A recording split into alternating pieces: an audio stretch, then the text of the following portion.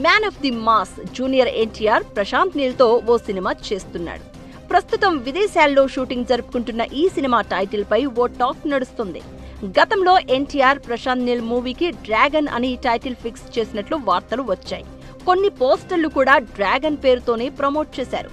అయితే ఇప్పుడు మరో పేరును పరిశీలిస్తున్నట్లు తెలుస్తోంది. డ్రాగన్ కాదు బ్రూస్లీ అంటూ సోషల్ మీడియాలో మరో కొత్త టైటిల్ హల్చల్ చేస్తోంది.